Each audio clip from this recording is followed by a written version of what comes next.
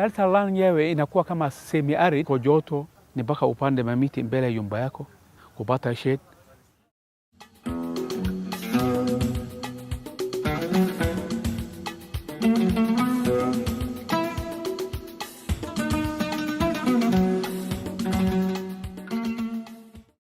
From the perspective of Garissa, which is an arid and semi-arid district, we have experienced a lot of problems which are associated with the climate change. We've been experiencing droughts, we've been experiencing floods, and all these come with a lot of loss in terms of livestock and other assets or infrastructure that is in place at the county level.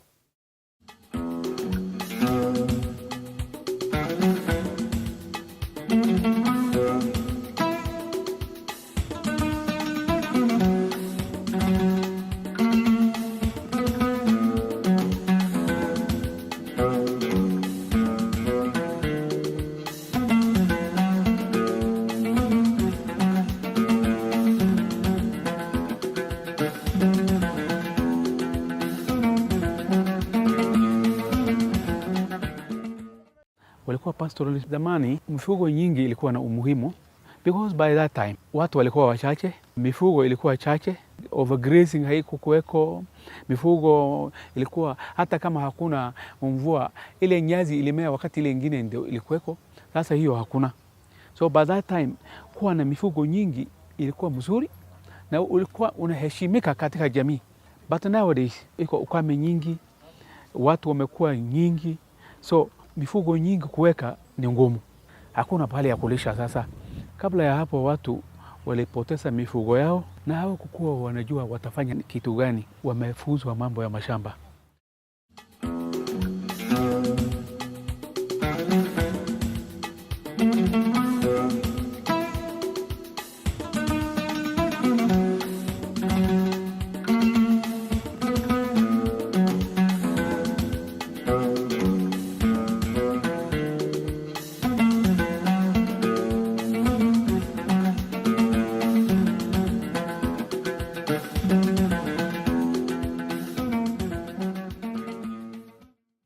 Unaweza kupata mtu bila mifugo, amepata ujuzi mwingine ya kujitafutia pesa. So amerudi kwa shamba, anapanda tomato, watermelon, nini na nini. Kitu ile inaweza kuvunwa haraka, anapata pesa. Anaweza kupanda kama mahindi, hiyo ni chakula yake nyumbani anajiwekea. Mifugo zamani ilikuwa inakufa. Mtu alikuwa anachunga tu mpaka anaona ng'ombe zake imemalizika. Katika hiyo hali ya anga wanapatiwa. Mtu akiona tu ukame anakuja, anauza ng'ombe yake, anaweka account. Anaweza kufanya restocking baadaye wakati iko nini? Iko mvua. I participate in developing environmental action plans both at county level and at the national level. These environmental action plans are roadmaps or blueprints for environmental actions. Currently, we are in the process of developing these action plans for the year 2013 to 2018. With regards to climate change, the institution I work for has participated at depth in developing the National Climate Change Response Strategy, which is basically a first-line policy document detailing how the government plans or intends to respond to the threats and the opportunities of climate change.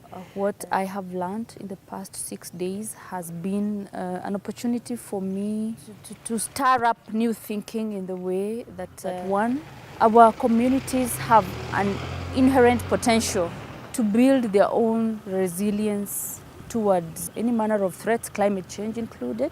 And what we as the regulators or the policy makers or the government, what we need to do is to look more closer into what the communities are having in terms of knowledge, in terms of assets, and work from that point. Because the ability to adapt is inherent down there, and the only gap is to exploit that ability. There are a number of interventions that we have to undertake in order to ensure that the climate change does not adversely or negatively affect our livelihoods. Some of these interventions are like strengthening or improving the livelihood systems that we have at the moment, or getting into new supportive livelihood systems. For Garissa, pastoralism is the main livelihood system that we have. So it will mean like getting into better livelihood systems. If we find that livestock is the most affected, maybe we can go for breeds of livestock that can survive better with the ever-changing climate. The other way will be to get into other supportive activities like crop farming, doing a bit of business activities and trade that ensure that people are able to survive when the climate change affects their livelihood. In a new constitution dispensation, we have two levels of government, the national and the county government. The county government has a lot of opportunities for supporting climate change adaptation interventions at that level, because one of it could be in terms of real interventions undertaken by the various ministries according to the mandates that it has been given, and the other could be in form of laws that could be passed by the county assembly. These laws then would facilitate the implementation and structures that are supposed to be put in place to support climate change. Through the Ministry of Planning, we are continuously doing community-based planning with the people. A participatory scenario planning is actually a form of community-based and participatory kind of planning process that which now really produces direct interventions that are going to support adaptive interventions at the community level.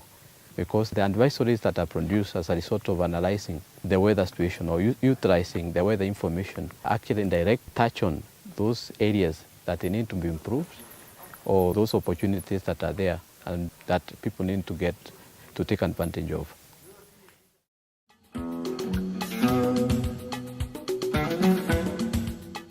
Zamani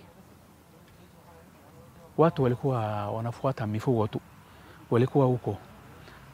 Watu wachache ndio walikuwa wanapelekanga watoto wao shule. Siku hizi watoto wote at least 70-80% watoto wanaenda shule. Saa hii sisi tunajiitanga agropastoralist because tumeingia kwa farming na bandi tuko na mifugo. This intervention has been implemented by Help and Care in Garissa County, and it is in the process of implementation. And according to the experience that I got from it, I think it's an innovative way and a very good approach that which needs to be scaled up so that the climate change does not really adversely affect the livelihoods of the people in Garissa County and perhaps other areas and any other areas in Kenya. My wish is to influence planning processes so that this kind of interpretation of this data happens everywhere.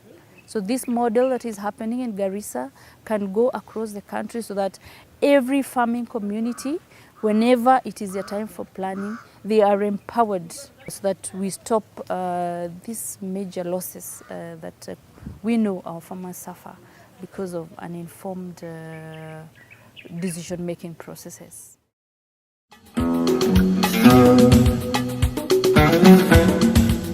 Thank you.